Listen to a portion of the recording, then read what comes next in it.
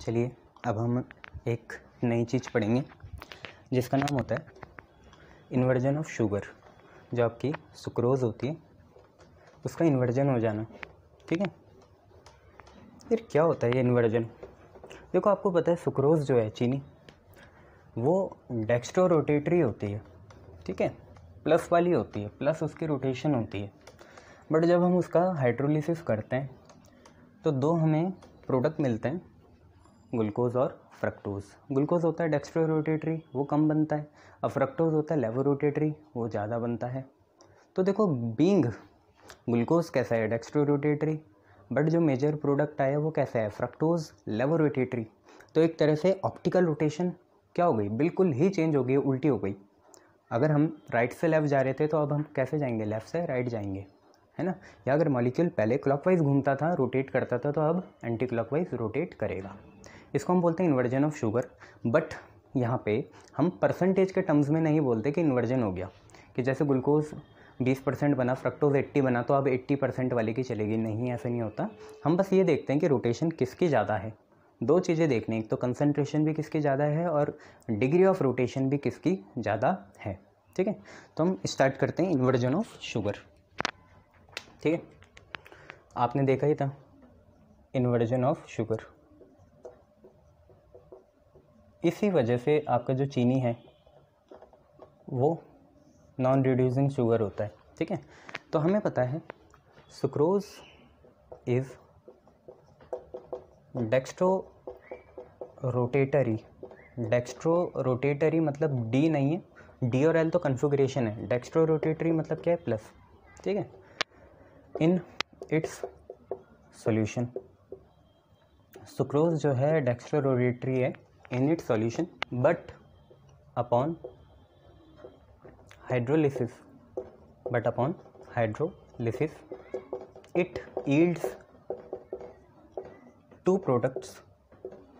ये हमें दो प्रोडक्ट्स देती है, जिसमें एक है ग्लूकोज जो बनता है 20%।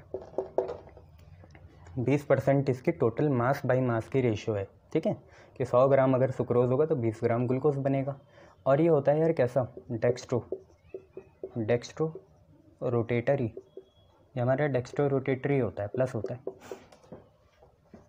दूसरा बनेगा यार आपका फ्रक्टोज, जो होता है 80%। ठीक है, खुद ही ये कैसा है, डेक्स्ट्रो।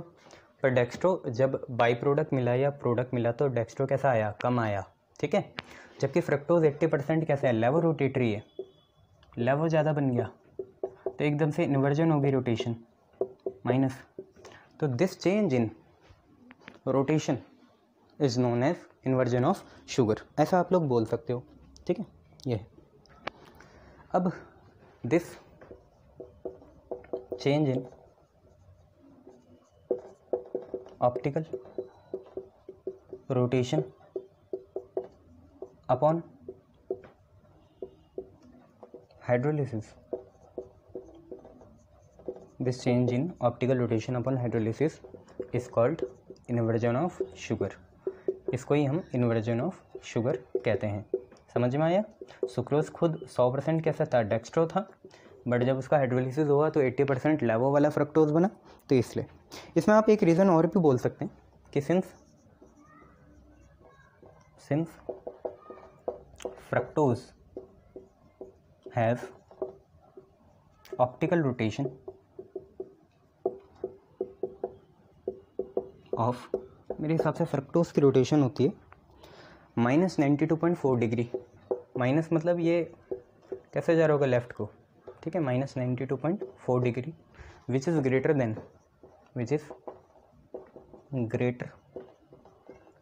देन ग्लूकोज, जो ग्लूकोज से ज़्यादा है। और ग्लूकोज की लगभग होती कितनी है यार, +52.5 डिग्री होती है। आपने देखा था ओपन चेन में यही बनी थी अल्फ़ा बीटा फॉर्म से। बीटा फॉर्म की 19.5 होती है, अल्फ़ा की 111.2 होती है, तो वहीं से आई 52.5 डिग्री। देयरफॉर पूरा इन्वर्जन हो गया। इसे तो बोलते हैं, देखो ज़्यादा अब तूती किसकी बोलेगी, फ्रक्टोज की बोलेगी, है ना। फ्रक्टोज की अब दादागिरी चलेगी। ठीक है, ये therefore the whole of the mixture whole of the mixture is levorotatory. अब पूरा मिक्सचर कैसे बन जाएगा? लेवोरोटेटरी। यार 80% वाले के सामने 20% वाले की कहाँ चलेगी, तो इसलिए लेवोरोटेटरी हो जाएगा, लेवोरोटेटरी हो जाएगा। क्लियर? ये चीज़ है हमारी इन्वर्जन ऑफ शुगर। दोबारा देख लो, सुक्रोज क्या होता है? डेक्स्ट्रो रोटेटरी होता है, ठीक है, तो राइट को ही रोटेट करता है अपने सॉल्यूशन में। बट हाइड्रोलिसिस में ये दो प्रोडक्ट देता है, एक तो ग्लूकोज देता है 20% जो डेक्स्ट्रो रोटेटरी है, और एक फ्रक्टोज देता है 80% जो कि लेवो रोटेटरी है। अब देखो, आप खुद ही देखो, क्योंकि मेजर प्रोडक्ट आपका लेवो बना फ्रक्टोज, तो एक तरह से ऑप्टिकल रोटेशन में चेंज आ गया हाइड्रोलिसिस में, इसे हम बोलते हैं सुक्रोज या हमारी चीनी का क्या हो जाना? इन्वर्जन हो जाना। रीज़न आपको पता है, देखो फ्रक्टोज की ऑप्टिकल रोटेशन -92.4 है, जो इससे ज़्यादा है, साथ में वो 80% भी है, मतलब वो ज़्यादा क्वान्टिटी में, तो इस वजह से ये हो पाया। क्लियर है? एक तो इसकी रोटेशन भी ज़्यादा थी लेफ़्ट में, और ऊपर से इसकी कंसनट्रेशन भी क्या थी? ज़्यादा थी। अब कुछ नोट आप याद रखना, ये आपको रगड़ा मानना पड़ेगा, इसमें याद करने पड़ेंगे। जैसे आपको पता चला सुक्रोज से कैसा होता है? नॉन रिड्यूसिंग होता है। साथ ही ये ध्यान रखना, सुक्रोज क्या होता है? नॉन रिड्यूसिंग होता है। पढ़ा था ना ये आप लोगों ने, non reducing, non reducing inverted sugar, और इसका इन्वर्जन भी हो जाता है। Sucrose non reducing inverted sugar होती है, जबकि इसका भाई जो माल्टोज होता है, कौन? माल्टोज, जिसको माल्ट शुगर भी कहते हैं, माल्टोज या माल्ट शुगर, जो कि इसी के जैसे दिखती है, C12H22O11, वो हमारी रिड्यूसिंग होती है। यार कैसी होती है? रिड्यूसिंग शुगर होती है। Is reducing sugar and contains, और उसमें होता है 2 बीटा डी ग्लूकोज, 2 होते हैं, ठीक है, बीटा होते हैं, अल्फ़ा होते हैं, ठीक है, एंड इट कंटेन्स 2 अल्फ़ा, 2 होंगे इसमें क्या? Alpha D glucose, 2 alpha D glucose से मिलके बनती है। जबकि सुक्रोज जो होती है वो क्या होती है? एक मॉलिक्यूल ग्लूकोज और एक मॉलिक्यूल फ्रक्टोज से मिलके बनती है। जबकि माल्टोज या माल्ट शुगर क्या है? 2 डी ग्लूकोज जो है उनसे ही मिलके बनती है। तीसरा देखो यार, आपने ग्लाइकोजन का नाम सुना है? ग्लाइकोजन होता है एनिमल्स में, बट ग्लाइकोजन जो होता है फंगाई और ईस्ट में भी पाया जाता है, तो ये हमें लिखना है। तो इसे कैसे लिखेंगे? ग्लाइकोजन होता क्या है? जैसे एनिमल का स्टार्च होता है, ठीक है, प्लांट में तो होता है ये स्टार्च देखा ना, ट्यूबर या पोटैटो में होता है स्टार्च, और ग्लाइकोजन क्या है? एनिमल का स्टार्च है। ग्लाइकोजन को कुछ और नहीं बोलते, एनिमल स्टार्च बोलते हैं। तो glycogen also known as animal starch, glycogen जो कि एनिमल स्टार्च है, is also found in yeast and fungi. ये आपको एज देगा इसलिए लिखा रहा हूँ, ये चीज़ हम स्किप भी कर सकते थे, बट इसमें एज मिलेगा इसलिए हम लिख रहे हैं, ठीक है। तो ग्लाइकोजन जिसको हम एनिमल स्टार्च भी कहते हैं, वो कहाँ का मिलता है? ईस्ट में और फंगाई में। अब जो सेलुलोज होता है, सेलुलोज प्लांट में होता है ना, सेलुलोज इन प्लांट्स, तो उसमें एक तरह की ग्लूकोज होती है। सेलुलोज जो प्लांट में पाया जाता है उसमें ग्लूकोज होती है एक तरह की। कौन सी ग्लूकोज होती है? बीटा डी ग्लूकोज होती है शायद, ठीक है, हाँ। Cellulose in plant contains beta D glucose. तो आप ये फैक्ट में याद रखना, हम मैथ वाले तो कुछ कर भी नहीं सकते ज़्यादा, बायो वाले को तो याद भी होती है ये चीज़, ऐसे याद रखेंगे कि cellulose in plants contain beta D glucose. और हम ये देख सकते हैं कि जो हमारा लैक्टोज होता है, लैक्टोज वो होता है जो शुगर होती है मिल्क में, नेचुरल होती है ना, मिल्क शुगर। जो हमारी लैक्टोज है, मतलब जो नेचुरली मिठास होती है ना दूध में, प्योर दूध पियोगे तो उसमें मिठास होती है, तो जो लैक्टोज होता है मिल्क शुगर, उसका भी यही फॉर्मूला होता है C12H22O11, ठीक है। तो आप ये देखो, ये सारे आइसोमर्स हैं, बट इनकी प्रॉपर्टीज़ अलग अलग हैं। जैसे सुअर जो है, जो हमारा टेबल शुगर होता है, एक मॉलिक्यूल ग्लूकोज फ्रक्टोज से बन रहा।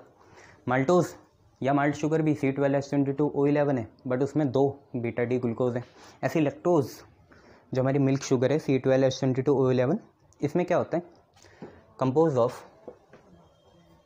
ऑफ ये मिली जाती है beta D galactose beta D galactose, ठीक है, एंड देखो याद रखो बीटा डी गैलेक्टोज है and beta D glucose, beta D glucose. Structure is not important, बस आपको ये वन वर्ड में याद रखना है क्योंकि एमसीक्यू बेस में आएगा तो आपका दिमाग घूम जाएगा, हमें तो पूरे मार्क्स के लिए जाना है तो इसलिए, ठीक है। लैक्टोज में क्या क्या होता है, लैक्टोज, माल्ट, शुगर और सुक्रोज, तीनों का स्ट्रक्चर एक जैसे हैं, केमिकल जो फार्मूला है एक जैसा है, स्पेशल अरेंजमेंट अलग अलग होगी। सुक्रोज बनता है 2 मॉलिक्यूल, किससे, 2 मॉलिक्यूल लगते हैं उसमें, एक ग्लूकोज का एक फ्रक्टोज का। माल्ट शुगर या मेल्टोज जो है उसमें 2 बीटा डी ग्लूकोज लगते हैं, जबकि जो आपकी लैक्टोज है मिल्क शुगर उसमें बीटा डी गैलेक्टोज है और बीटा डी ग्लूकोज है, ये आप याद रखना, ठीक है। और इट इज़ रिड्यूसिंग शुगर, ये भी एक तरह की रिड्यूसिंग शुगर है, जबकि सुक्रोज होती है नॉन रिड्यूसिंग और माल्ट शुगर भी क्या है, रिड्यूसिंग है, ठीक है, ये आप याद रखना। अब एक आखिरी चीज़ हम देख लेते हैं यहाँ पे स्टार्च की, 5 हो गए ना पॉइंट इंपॉर्टेंट। एक छठा देख लो, स्टार्च, छोटा सा चैप्टर है यार ये, पर दिक्कत देता है बच्चों को, याद नहीं होता, तो जितना हम इसे छोटा कर पाएंगे उतना सही है। स्टार्च, यार स्टार्च को कोई जनरल फार्मूला तो नहीं है, पर लोग बोलते हैं C5H5O बोल लो, ठीक है, ये बोल लो C5H5 वाला, उसमें तो कन्फ्यूज़न है, ये वाला ले लो C6H10O होल एन, ये हमारा स्टार्च का फार्मूला हो गया, C6H10O होल एन, C6H10O। एक कुछ चीज़ यहाँ पे कड़ी छूट रही है, चलो कंफर्म कर लेना, C6H10O5 होगा होल एन, हाँ O5 ये जो स्टार्च है C6H10O5N, ये क्या होता है यार, ये एक तरह का पॉलीमर है। जैसे आपने स्टार्च तो अपने आप खुद भी देखा है, आलू में होता है ना, अरबी में होता है, ट्यूबर में होता है, बहुत सी चीज़ों में होता है स्टार्च, कोकोनट में होता है। तो starch is a polymer of, सबसे मेन बात है किसका पॉलीमर है, ये बीटा डी ग्लूकोज का पॉलीमर है, ठीक है। Starch C6H10O5 whole n is the polymer of beta D glucose, ठीक है। अब यहाँ पे कुछ गलत है, बीटा की जगह अल्फ़ा करो, पता नहीं कौन सी बुक है यार ये, चलो कोई नहीं। स्टार्च जो है C6H10O5 is a polymer of alpha D glucose, ठीक है, पॉलीमर है अल्फ़ा डी ग्लूकोज का। इसमें और क्या ऐड कर सकते हैं स्टार्च की, कुछ खास बात, हाँ इसमें हम ये देख लेते हैं कि इसमें कौन कौन से वो पाए जाते हैं बायोमोलिक्यूल्स, तो एंड इट कंटेन्स, एक तो इसमें अमाइलोज पाया जाएगा, अमाइलोज याद रखना, अमाइलोज पाया जाएगा। आप पूरी ऑर्गेनिक भी कर लो तभी भी आपको ये रटने ही पड़ेंगे, रगड़ा मानना पड़ेगा, कुछ समझ में नहीं आएगा, ठीक है। ये बहुत अलग चैप्टर है तो इसलिए इसे पहले कर रहे हैं। तो इसमें एक तो अमाइलोज होता है, अमाइलोज में होती है अनब्रांच चेन, अनब्रांच चेन, एक तो अमाइलोज हो गया, और साथ में हम इसमें होता है एक अमाइलोपेक्टिन, अमाइलोपेक्टिन यार इसके ब्रांच चेन होती है, ठीक है। तो ये आपको दिल पे पत्थर रख के पढ़ने ही पड़ेंगे, समझने पड़ेंगे। स्ट्रक्चर आप अपने उसके लिए दिल के लिए पढ़ सकते हो, बट स्ट्रक्चर से कोई फ़ायदा नहीं होगा, आपको क्या समझ में आएगा। ये 5-6 पॉइंट आप याद रखना। C12H22O11 वाली 3 है चीज़ें, एक है शुगर, एक है माल्ट शुगर मेल्टोज, और एक है आपका लैक्टोज, है ना, मिल्क शुगर। 2 रिड्यूसिंग है लैक्टोज और माल्टोज, सुक्रोज नॉन रिड्यूसिंग है। सुक्रोज बनती है 1 मॉलिक्यूल ग्लूकोज फ्रक्टोज से, लैक्टोज बनती है 2 मॉलिक्यूल बीटा डी ग्लूकोज से, और जो आपकी लैक्टोज मिल्क शुगर ना आपकी बनती है गैलेक्टोज से और आपकी ग्लूकोज से, और वो बनती है 2 बीटा डी ग्लूकोज से, कौन, माल्टोज, ठीक है। ये सारी चीज़ें आप लोग याद रखना। अब जरा हम ये देख लेते हैं कार्बोहाइड्रेट का इंपॉर्टेंस क्या है। ये कार्बोहाइड्रेट जो हमने इतने सारे पढ़े ही, इनका इंपॉर्टेंस तो होगा कुछ, तो वो तो मिसलेनियस चीज़ें, आपको पढ़ना है और नहीं पढ़ना है आपकी मर्जी है। देखो कार्बोहाइड्रेट लाइफ साइकिल में बहुत इंपॉर्टेंट है, ठीक है। इसके बाद अब हम प्रोटीन पढ़ेंगे, फिर वाइटामिन्स पढ़ेंगे, ठीक है, थोड़ा बहुत हार्मोन्स के बारे में पढ़ लेंगे। कार्बोहाइड्रेट के देखो इंपॉर्टेंस क्या है, मैं बोल देता हूँ, आप लोग लिख लो। यार कार्बोहाइड्रेट से जितनी एनर्जी मिलती है ना उतनी किसी और न्यूट्रिएंट से मिलती नहीं होगी। जो भी आप कोई दूसरा फूड इनटेक करो उससे नहीं मिलती होगी। आलू कितनी एनर्जी मिलती है ना, पल्सेस में तो वैसे प्रोटीन होता है, बट मेनली कार्बोहाइड्रेट भी होता है, गाँव की होती है जैसे, उनसे दूध से कितना ज़्यादा, मिल्क प्रोडक्ट, डेयरी प्रोडक्ट, इन सब से कितना वो मिलता है। तो it is the power house of energy. Power house होता है एनर्जी का, बहुत विस्फोट होता है जब आप खाते हो ना, धूम धड़ाके से, मतलब पेट में विस्फोट होता है, एनर्जी निकलती है, एटीपी। तो पावर हाउस होता है एनर्जी का। एनर्जी कौन सी आपको बताइए, केमिकल एनर्जी होती है। और क्या लिख सकते हो यार, कार्बोहाइड्रेट ना आगे आप पढ़ोगे, डीएनए, आरएनए, न्यूक्लिक एसिड होते हैं, उनका ये एक एसेंशियल कंपोनेंट होता है। तो essential component of nucleic acid. Nucleic acid और भी तरह के होते हैं, बट हम यहाँ पे पढ़ेंगे दो ही, डीएनए और आरएनए, उनका हो सकता है। तो एक तो पावर हाउस होता है केमिकल एनर्जी का, एसेंशियल कंपोनेंट होता है न्यूक्लिक एसिड का। और क्या बोल सकते हैं आप, या आपका बॉडी का कितना वो बनाता है, वेट का परसेंटेज, ये है। तो ऐसे ऐसे बोल सकते हो आप। और क्या जोड़ें इसमें, देखो यार, कार्बोहाइड्रेट अगर हम फिजिकली देखें तो फिजिकली कार्बोहाइड्रेट जैसे नारियल का जो बाहर का कवर होता है उससे रस्सियाँ टेक्सटाइल बनती है, कॉटन हो गया जैसे ये है, तो यूज्ड फॉर टेक्सटाइल्स के लिए यूज़ करते हैं, रोप्स के लिए यूज़ करते हैं, इन सब चीज़ों के लिए यूज़ होते हैं। स्ट्रक्चरल मटेरियल होता है इसका, लिविंग बींग्स का, ठीक है। लिविंग बींग्स का जो भी स्ट्रक्चरल मटेरियल है, एक्सोस्केलेटन है, वो सब चीज़ इनसे बनती है। और क्या जोड़ पाएंगे इसमें, तो मेरे हिसाब से इतना ही हम इसे कंक्लूड करते हैं। लिविंग बींग्स मतलब जो हमारे सेल्स हैं उनसे रिलेटेड है, ठीक है। और कुछ तो इसमें जोड़ना नहीं है, बस यही है। कार्बोहाइड्रेट के बाद अब हम प्रोटीन्स के बारे में पढ़ते हैं। तो आपको पता है प्रोटीन्स होते क्या हैं। अब प्रोटीन ना पॉलीमर होता है अल्फ़ा अमीनो एसिड के, किसके, अल्फ़ा अमीनो एसिड के, उसकी बात करेंगे, ठीक है। तो हम बात करना चाहेंगे अब प्रोटीन्स की। क्या होता है प्रोटीन्स, तो थोड़ा इंट्रोडक्शन दे देते हैं, प्रोटीन्स होते क्या हैं, फिर आगे बढ़ेंगे। तो यार प्रोटीन्स जनरली अगर केमिकल उसमें देखें तो अल्फ़ा अमीनो एसिड जो है, एसिड भी है और उसमें अमाइन ग्रुप भी है। एसिड मतलब COOH होगा और अमाइन ग्रुप मतलब NH2 होगा, उसका पॉलीमर होता है। तो they are polymers of alpha amino acid.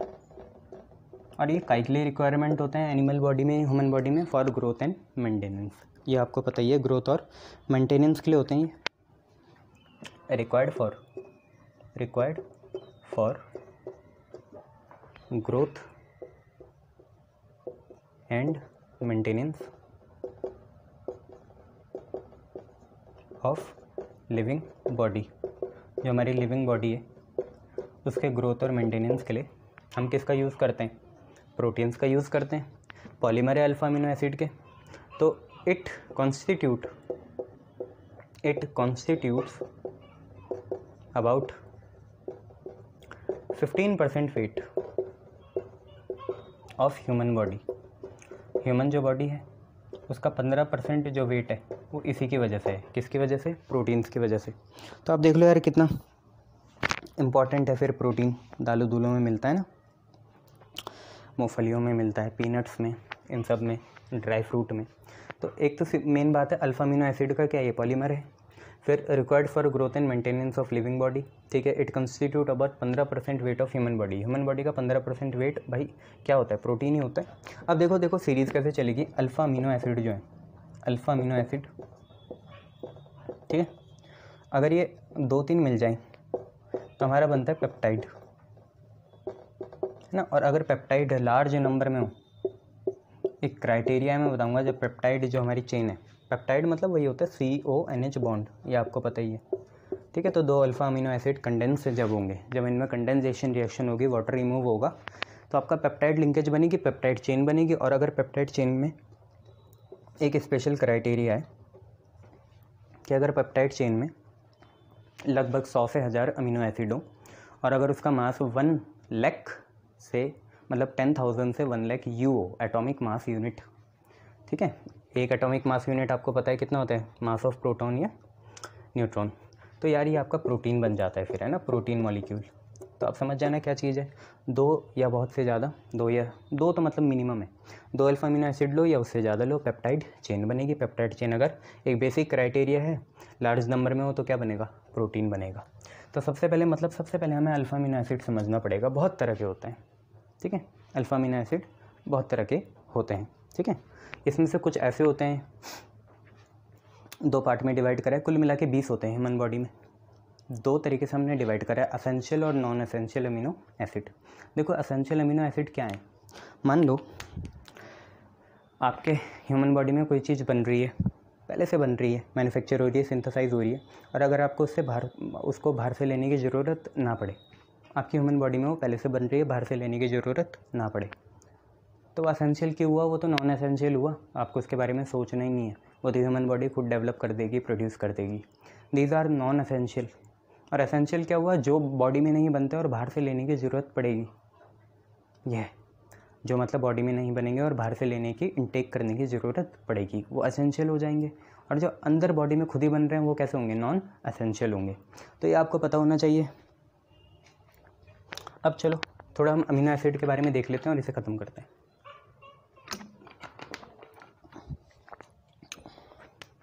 तो सबसे पहले हम अमीनो एसिड्स के बारे में देख लेते हैं।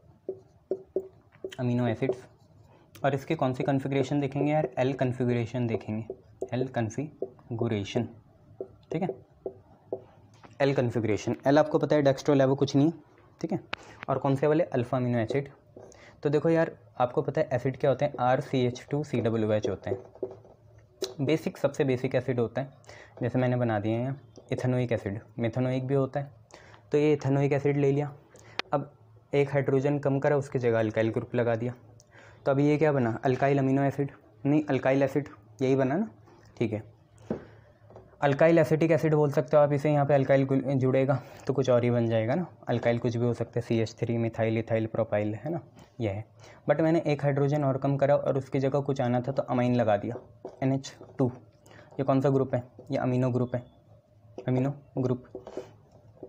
और हमने IUPAC में पिछले साल पढ़ाई था, अगर COOH काउंट कर पाओ तो ओइक एसिड बनता है, और अगर नहीं कर पाओ तो कार्बोक्सिलिक एसिड बनेगा। तो ये आपका एसिड ग्रुप है, इतना समझ लो, एसिड ग्रुप है। अब देखो हुआ क्या, COOH के बाद ये जो कार्बन है, ठीक है, ये अल्फ़ा कार्बन हुआ, और देखो अल्फ़ा पे ही अमीनो है, तो अल्फ़ा पे अमीनो है, तो अल्फ़ा अमीनो, और ये क्या है, एसिड है। तो कार्बन जो हमारा फंक्शनल है उसे छोड़ के जो कार्बन है वो अल्फ़ा कार्बन होगा, एक और कार्बन आ जाएगा तो वो बीटा कार्बन होगा। बट अल्फ़ा कार्बन पे कौन सा ग्रुप है, अमाइन ग्रुप है, इसलिए इसे अल्फ़ा अमीनो एसिड कहते हैं। अब आप खुद ही देखो, अमाइन ग्रुप होता है बेसिक, और COOH ग्रुप होता है एसिड।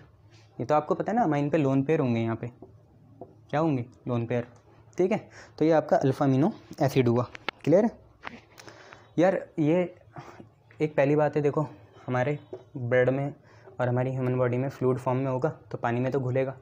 पहली बात ये कलरलेस होता है, कैसा होता है, कलरलेस होता है, और क्रिस्टलाइन सॉलिड होता है। अगर ये क्रिस्टल फॉर्म में पाया जाएगा, अगर सॉलिड फॉर्म में पाया जाएगा तो क्रिस्टलाइन फॉर्म में होगा, वाटर में सॉल्युबल होता है, सॉल्युबल इन वाटर।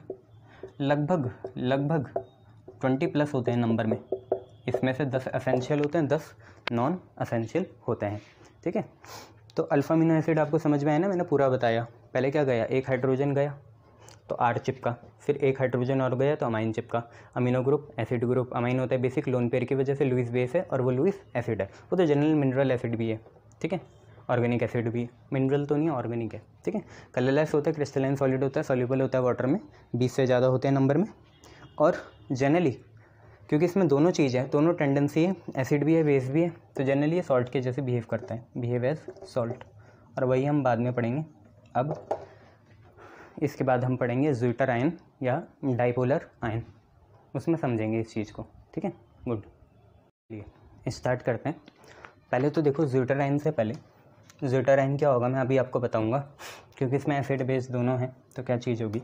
उससे पहले हम ज़रा डिवाइड कर लें अमीनो एसिड को असेंशियल और नॉन एसेंशियल अमीनो एसिड में। मैंने आपको बता दिया नॉन एसेंशियल क्या है, जिसकी आपको फिक्र ही नहीं करनी, जो बॉडी में अपने आप ऑटोमेटिकली बन जाए जब भी उनकी कमी हो, है ना, और ख़त्म भी हो जाए जब भी एक्सेस हो। और एसेंशियल वो होंगे जिनका बाहर से इंटेक लेना पड़ेगा। तो आप पे है essential amino acid, essential amino acid याद रखना L+ कन्फिगरेशन है इनकी, है ना, और वो है non essential amino acid, non essential amino acid. एक है एसेंशियल अमीनो एसिड और दूसरा है नॉन एसेंशियल अमीनो एसिड। यार देखो एसेंशियल अमीनो एसिड क्या हुए, those amino acid which do not synthesize in our body, ऐसे जो हमारे बॉडी में सिंथेसाइज नहीं होते, therefore required to be taken from external sources, बाहर से लेने पड़ेंगे, वो होते हैं, और ये होते हैं 10 नंबर में, दे आर 10 इन नंबर, 10 होते हैं नंबर में, ठीक है। नॉन एसेंशियल अमीनो एसिड है जो सिंथेसाइज में हो जाते हैं बॉडी में, तो those which are synthesize in the body, और ये बहुत बड़ी गुत्थी है, ह्यूमन बॉडी को स्टडी करना एनाटॉमी में बहुत बड़ी गुत्थी है। तो दोज बहुत बड़ी एक पैराडॉक्स है, those which are synthesize in our body, therefore no external sources is required, no external sources is required, कोई एक्सटर्नल सोर्सेज रिक्वायर्ड नहीं है। क्लियर इतनी बात है। ये भी क्या है 10 नंबर में। अब सबसे मेन बात आ गई कि आपको इनको याद करना पड़ेगा, रगड़ा मारना पड़ेगा कि क्या क्या है, मानना ही पड़ता है यार क्या है। तो देखो एसेंशियल अमीनो एसिड में कौन कौन आएंगे, नाम है वेलाइन, ठीक है, ल्यूसाइन, एक हो गया वेलाइन, एक हो गया ल्यूसाइन, और एक हो गया हिस्टाडाइन। हिस्टामाइन नहीं है, हिस्टाडाइन है। ऐसी वेलाइन है, ये वेरोनल नहीं है, वेरोनल तो ट्रैंक्विलाइजर होता है। वेलाइन है, ल्यूसाइन है, हिस्टाडाइन है। और वहाँ पे क्या है, बहुत हैं, जैसे ग्लाइसाइन हो गया, एलानाइन हो गया, ग्लाइसाइन, एलानाइन। मेरे हिसाब से यहाँ पे एस्पार्टिक एसिड भी आता है, एस्पार्टिक एसिड, ग्लाइसाइन है, एलानाइन है, एस्पार्टिक एसिड है, और ग्लूटामाइन। देखो ये नाम तुमने सुने होंगे वैसे बहुत बार, ग्लूटामाइन ये है, ठीक है। तो ये एसेंशियल और नॉन एसेंशियल अमीनो एसिड का एक डिफरेंस हुआ। एग्जाम्पल आपको याद रखने, एसेंशियल के वेलाइन, ल्यूसाइन, हिस्टाडाइन, और नॉन एसेंशियल के ग्लाइसाइल, एलानाइन, क्या है, ग्लूटामाइन, और एस्पार्टिक एसिड, ये याद रखना, ठीक है, शाबाश। ग्लाइसाइन को छोड़ के जितने भी हैं ना, बाकी 19 वो ऑप्टिकली एक्टिव होते हैं, मतलब उनकी सुपर इम्पोजिबल मिरर इमेज बन सकती है। तो लिख लेना नोट डाल के कि एक्सेप्ट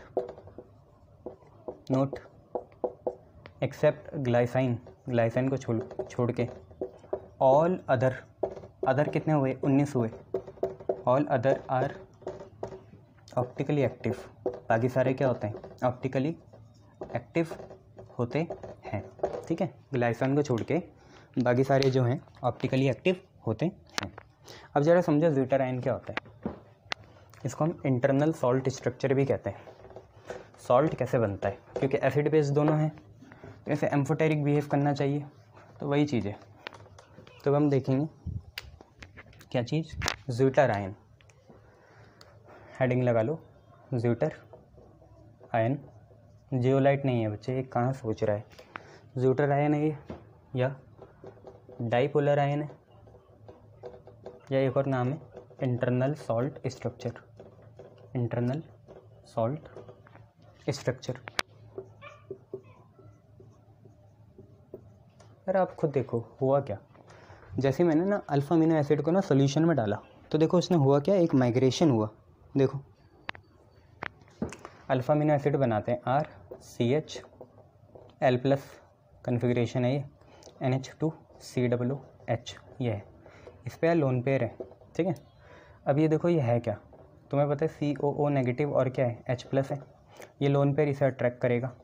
अब होगा क्या, देखो एक्वस सॉल्यूशन में हुआ ये, एक्वस सॉल्यूशन में क्या हुआ, एक्वस सॉल्यूशन में, एक्वस सॉल्यूशन में कुछ ऐसा हुआ कि RFE CHFE NH2 ने वहाँ से एक प्रोटॉन अपने पे ले लिया तो NH3 बना और यहाँ पे प्लस आ जाएगा और COO क्या हो जाएगा, नेगेटिव। तो देखो दो पोल बन गए, ये और ये, डाईपोल, दो पोल, पोल हमेशा दो ही होते हैं, डाईपोलर। अब ये एम्फोटेरिक बिहेव करेगा, एसिड भी करेगा, बेस के जैसे भी बिहेव करेगा, दोनों की टेंडेंसी बराबर ही होगी। तो ये चीज़ है। तो व्हेन या in aqueous solution of alpha amino acid, in aqueous solution of alpha amino acid, they behave, they कौन, alpha amino acid, they behave as dipolar ion. दो पोल्स हो गए ना, देखो एक पॉजिटिव है पोल, एक कैसा पोल है, negative. It is due to migration of proton, ठीक है, they behave as dipolar ion due to migration of proton. Proton का क्या हुआ, माइग्रेशन हुआ, H+ है ना, एक भी इलेक्ट्रॉन नहीं है उस पर, तो माइग्रेशन हुआ किसका, प्रोटॉन का। प्रोटॉन मतलब प्रोटॉन है ना H+, एक भी इलेक्ट्रॉन नहीं है उस पर, ठीक है, due to migration of proton, due to which it shows amphoteric behaviour, due to which it shows amphoteric behaviour. इसकी वजह से इसका एम्फोटेरिक बिहेवियर आता है। एम्फोटेरिक पता है ना, जो एसिड और बेस दोनों के जैसे बिहेव करें, due to which it shows amphoteric behaviour, ये चीज़ है, ठीक है। तो इसे इंटरनल सॉल्ट स्ट्रक्चर भी बोलते हैं। यही आपका ज़्विटर आयन है, ज़्विटर आयन, और ज़्विटर आयन को हम क्या बोलते हैं, इंटरनल सॉल्ट स्ट्रक्चर भी बोलते हैं, ये चीज़ें है ना। तो ज़्विटर आयन आप लोग देख लेना, मैंने समझा ही दिया आपको, माइग्रेशन होगा प्रोटॉन का, ठीक है, और इसमें दो पोल्स बन जाएंगे और ये एम्फोटेरिक नेचर शो करेगा, एसिडिक भी और बेस भी। अब देखो आप ये खुद समझ लो, ये कंजुगेट एसिड है, पहले बेस था, उसने प्रोटॉन लिया तो क्या बन गया, कंजुगेट एसिड, और ये चीज़ है कंजुगेट बेस। बेस क्यों है, क्योंकि इसे H+ चाहिए, ठीक है, ये चीज़ है। अब यार एक ऐसा pH भी होगा कि जहाँ पे ये ज़्विटर आयन या अल्फा अमीनो एसिड कहूँ साथियों, या तो ज़्विटर आयन या अल्फा अमीनो एसिड, तो ना ये एसिड के जैसे बिहेव करे ना बेस के जैसे बिहेव करे, मतलब ना ये, अगर हम इलेक्ट्रिक फील्ड अप्लाई करें तो ना ये कैथोड की तरफ जाए, कैथोड पे कटायन जाता है, और ना ये एनोड की तरफ जाए, एनोड पे एनायन जाता है, तो उसे हम बोलेंगे आइसो इलेक्ट्रिक पॉइंट, ठीक है। तो हमारी नेक्स्ट हेडिंग है iso electric point, iso electric point. Iso electrical point को हम दो तरीके से समझ सकते हैं। है क्या आइसो इलेक्ट्रिकल पॉइंट, आपको समझ में ही आ गया कि इट इज़ pH, ये एक pH है, एट विच ज़्विटर आयन या इंटरनल सॉल्ट स्ट्रक्चर, ठीक है, याद रखना है, ज़्विटर आयन को इंटरनल सॉल्ट स्ट्रक्चर भी कहते हैं।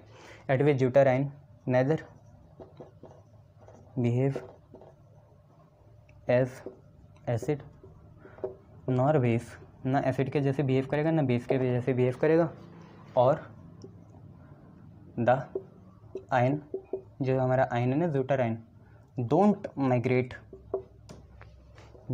माइग्रेट टूवर्ड्स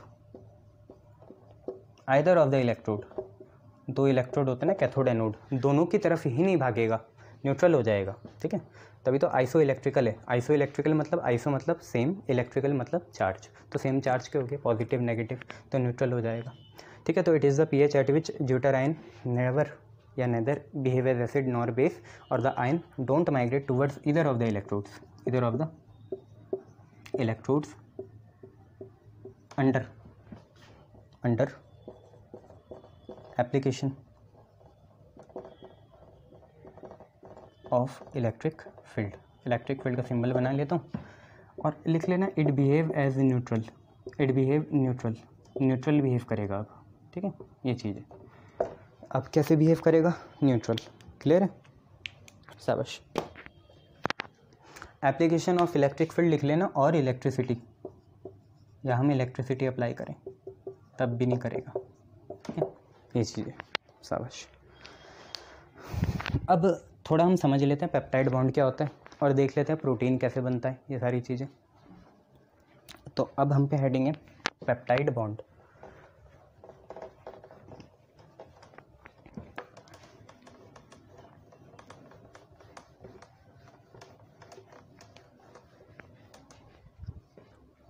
ठीक है, क्या हेडिंग है? Peptide bond. Peptide bond, peptide bond क्या होता है? पेप्टाइड बॉन्ड यार आपको पता है, it is amide bond. It is amide, amide मतलब CO और NH।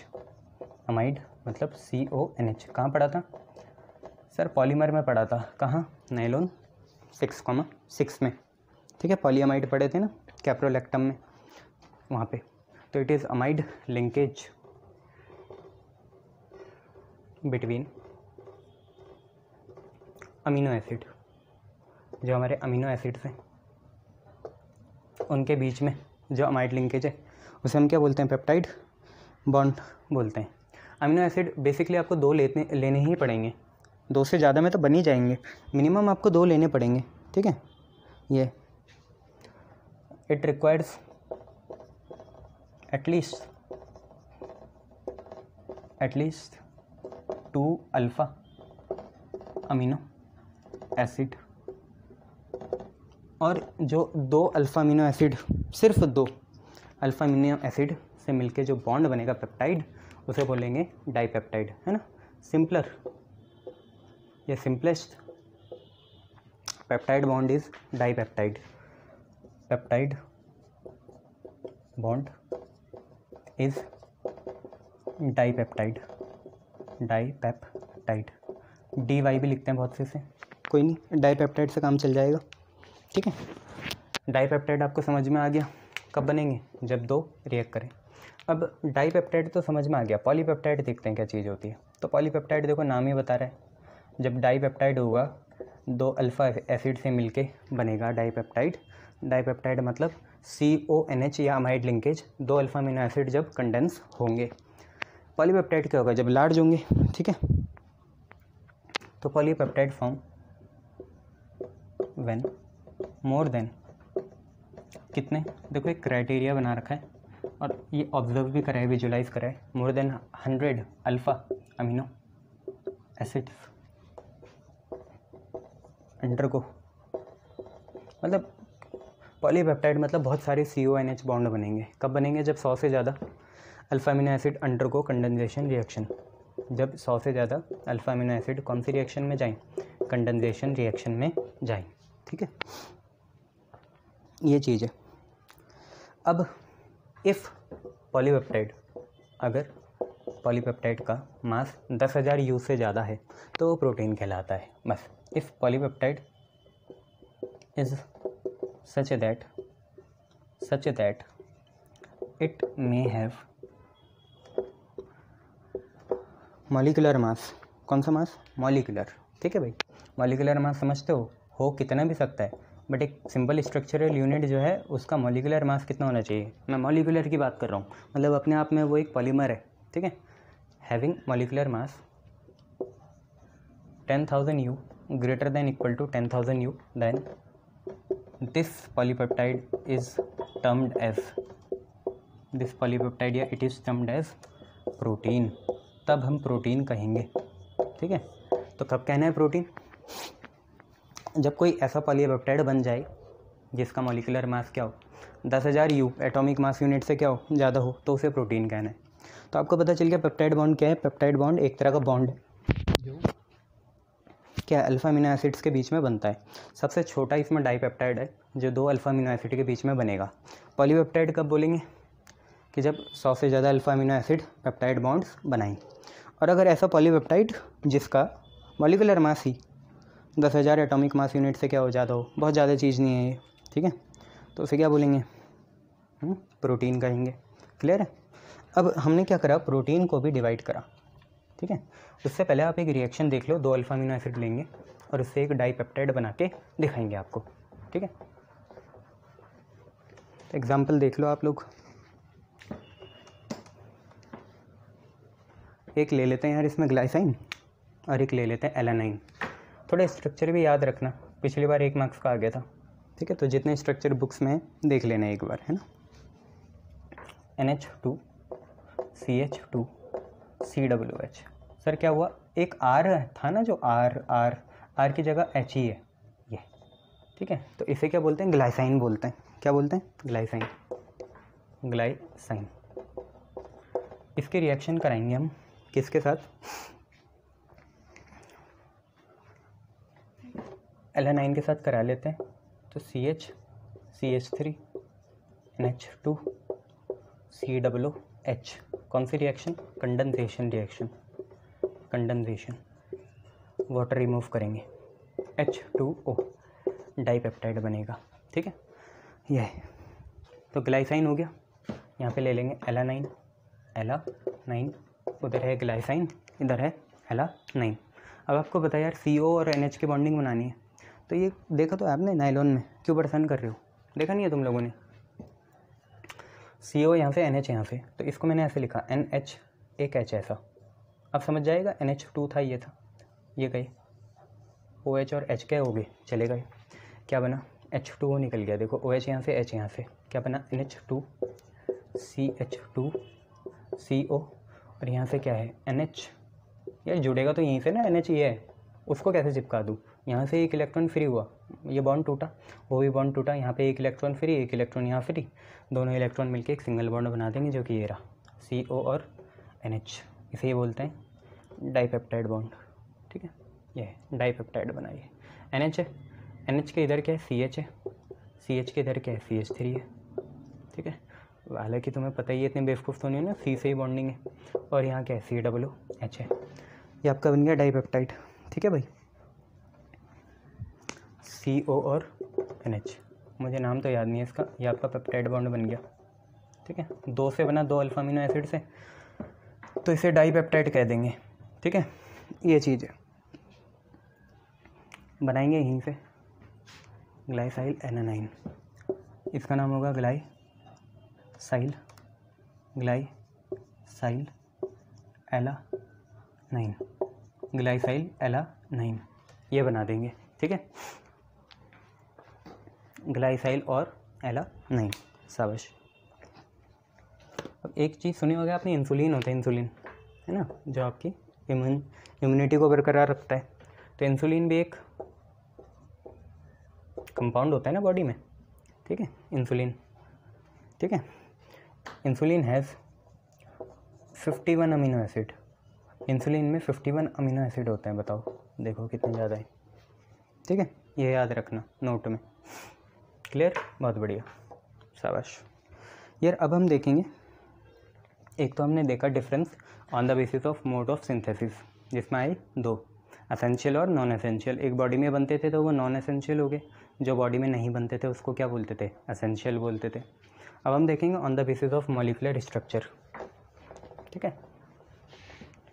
Proteins, types of proteins on the basis of molecular structure.